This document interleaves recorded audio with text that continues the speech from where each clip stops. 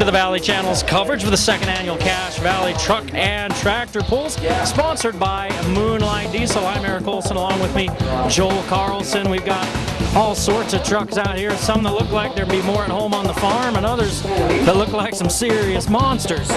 It's based on whatever the puller can afford. It's budgeted, it's budget controlled. So the high dollar rigs that are company sponsored like Moonlight, self-sponsored, they look a lot nicer, and they are a lot nicer. But it's about the competition, and if you do your homework and you do it right the first time you build a truck, you can compete on a budget. All right, we're getting ready to get into it right now. Hey, let me mention it had a show and shine open house event that was sponsored by Moonlight Diesel, excuse me, to get things going for this whole event over the weekend. It was a lot of fun. Stick with us, and we'll see all the fun coming up next on the Valley Channel.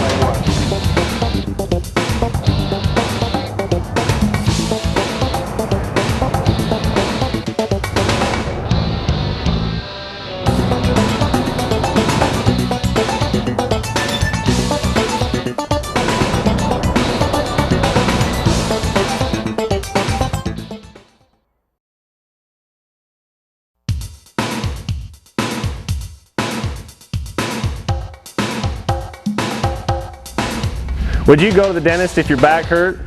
Then why go to an automotive shop to fix your diesel truck? We are proud to be Cache Valley's only authorized Bosch, Stanadyne, and Alliant drive-in service center. We specialize in diesel pickups, but have a wide range of knowledge and expertise in all diesel engines. Our success on high-performance trucks has made us more qualified to work on your truck.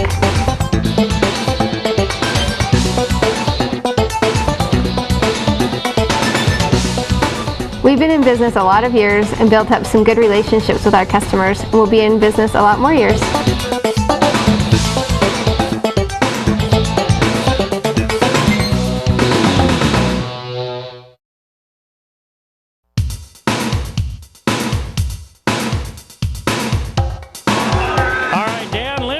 First in the light stock category, he's going to be. This is actually his second pull. He got underway in a hurry. That first driver gets the option to pull again, right? Yeah. Once it's called a test pull. They use it to test the weight on the sled, and then he can pull again. And if he stops on his own before 75 feet, if he wants to get a different gear in his truck, he's allowed to do that one time. Well, he's got the green flag, and the tires are spinning. Let's see what Dan Lindgren can do. Here he comes. It sounds like he's got a good gear. Fans, put your hands together. Let's help Dan out there. Yep, not a whole lot of power there. It's a stock truck. It's right off the farm. 250 pickup truck. There he goes. He's going. Yep. He's gearing to, and the weight's coming up.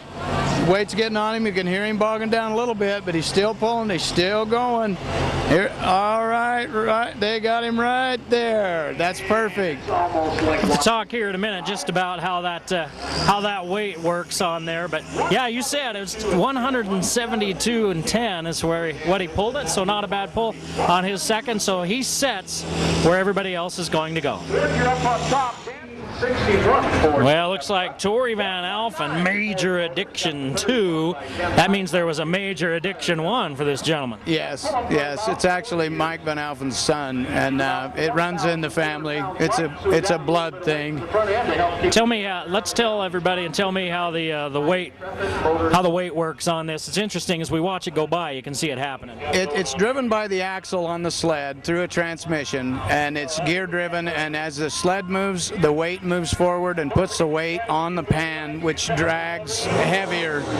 As the truck goes down the track, it gets harder to pull, and it eventually stops the truck. Well, he's got the green flag and the green light, and off he goes. So as he builds speed, you want to build as much speed by 50 feet as you can, and then his speed will carry him further down the track. He's got some good wheel speed. Doing a lot better. You can see he's got a little better budgeted truck. Hey, he's going to go ahead. He's going to go clear to Smithfield before he stops. Good pull. That's a good pull. The sled is set perfectly for that class. Well, Tori Van Alphen in that Major Addiction 2 just before us, 2:42 and 6. So that's the mark to beat now, and 10.4 miles an hour top speed. He was cruising. Usually, whoever's pulling the fastest speed at about 75 to 100 feet will win, unless something breaks on their truck. So if you watch those miles per hour, if they get a better speed, the speed will carry them past the weight. Second annual Cache Valley Truck and Tractor Pull, sponsored by Moonlight Diesel right here on the Valley Channel. We're in the light stock. We're in the first heat for the light stock division here, and light stock really, I guess the best way to describe it's just these are trucks you probably just pulled right off the farm, maybe. Coming out of Tremont, Utah, Tavern Rupp in White Lightning. So he's getting ready to go, waiting for that green flag, and 2:42 and 6. The distance to meet, and he's got the green flag. Let's see if he can get ahead of steam rolling.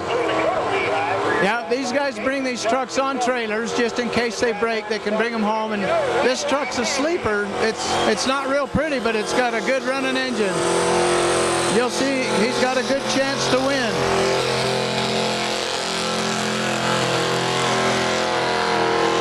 He's got a good chance to beat. He's still going. It looks like he's real close. It's going to be a real good competition. He's well past 200 feet. Remember, 2:42 and 6 is what he needed to get to. He's at 2:29 even, so he's just short. Good enough for second place. Sean Day backing up to the sled now. Where do they measure from? They measure from the front lip of that sled to get the measurement? There's actually a monitor on the sled that they set to 0 every time. Unless that monitor's malfunctioned, they don't use the tape. That monitor measures off of a spur that's on the drive shaft. So as the tires are rotating, it's actually electronically counting the feet in inches, and it's deadly accurate. A lot different than way back when. Yeah, the only time that it lies is when I lose. It's and it's a lying piece of junk. It's a pile. So, but it's accurate. It's very accurate unless something seriously malfunctions with it. So as the wheels roll, it's counting the feet. So no matter where they stage, it might look like he went further, but if they stage the sled back farther, it might look like somebody won that didn't win, but the monitor's accurate. Sean Day cruising back past 200. He's going to be in the running. He's very close. They finally roll the red flag well past 200, almost to 250. Yeah, he's got mufflers on it, so it didn't sound like much, but it pulled good. Well, 250 and 9, so that puts him into first place. Brayson Zundel, 1974 Chevy pickup truck. There's still a lot of those kicking around. There are a lot of them. They're a classic body line. People like them, and it's a truck that the audience can relate to. And they only wish that their truck they had parked in the backyard ran like these trucks.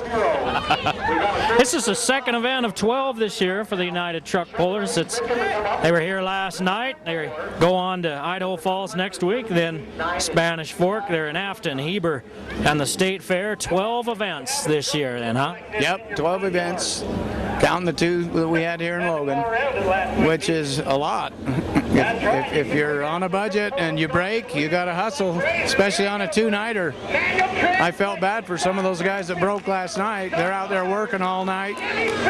He's doing good. Here's another truck with mufflers. Oh, it sounds good. Sounds real good. He's still pulling good. He's going to be in the running.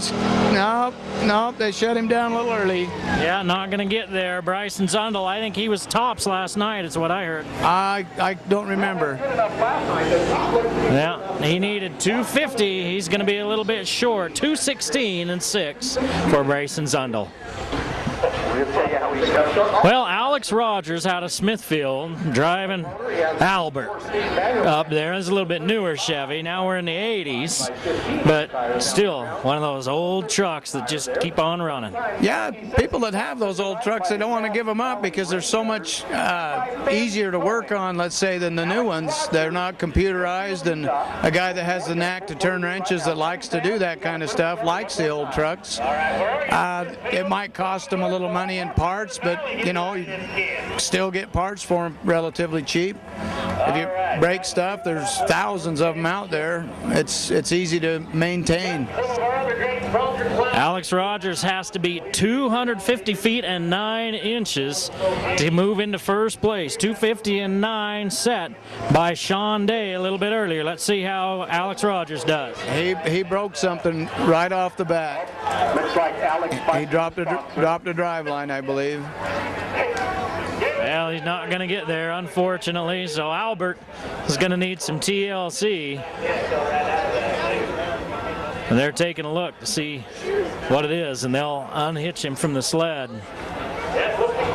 His night's probably done. It may be. He might have broke a U-joint. Looks like they say they've lost the final drive. Yeah, he's got front wheel drive, so he can hobble out. He'll be all right.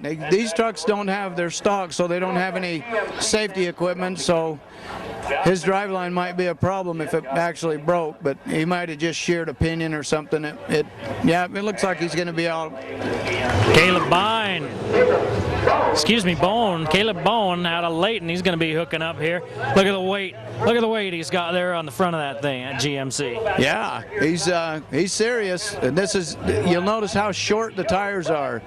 He can get some wheel speed with a short tire and actually pull better and brake less than with a tall tire. A lot of people don't know that, but if you plan on ever bringing your truck to the pulls, put a 31-inch tire on and watch the dirt fly. I can't wait till we get a Jordan. 250 and 9, what he needs to beat. So let's see what Caleb Bone can do as he's all hooked up and he's waiting for the green flag. We got green lights on the sled and the green flag flies. There he goes. That's a good running truck. He's got a little bit of a hop, but I think he'll power through it. Yep, I think he's going to be fine.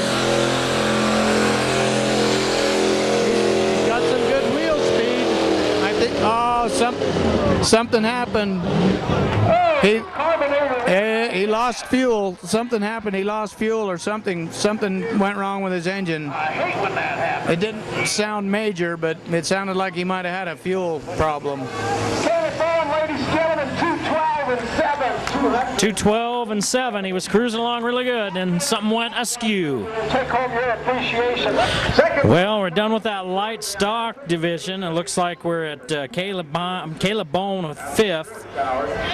Bryson Sundle at 4th. Taven Rupp with 3rd. Sean Day wins that, though, at 250, beating Tori Van Alphen by about 8 feet to pick up first place tonight. Now let's head into heavy stock gas here. Heavy stock gas is 3/4 or 1 ton. They are a little bit heavier. The truck weighs more than the light stock, and you'd be surprised at even though they may have the same engine, you'd be surprised at how much difference that weight of the truck makes. Some of these classes that are out here, the difference of 1,500 pounds. 1,500 pounds makes a huge difference when you're pulling that sled. Wendell Pitcher, I believe, here with Tug. Not a huge division, this heavy stock gas. We've only got Wendell Pitcher down for it, unless we had some late entrants. Most of the guys in this class are in the diesel class. This is a dying breed, the old gas 3/4 tons. The diesels are taking over, but this is a 360, and it's his street driver. He drives it every day. He's a guy that normally operates the sled, and he'll trade off with Josh, and he's really good at it. he powers out, but not before the sled got him. He did good. Yeah, he cruised right through. 280.24. 280 and 4 is what they say. So he comes away with the top spot by default. If he wants to pull again, just for fun, right? He probably won't. He'll probably be happy with that. But you'll notice they don't change the sled for that class. They don't change the gearing just to kind of show the crowd how much different the weight classes make. On some of the classes they have to change it because they get some speed.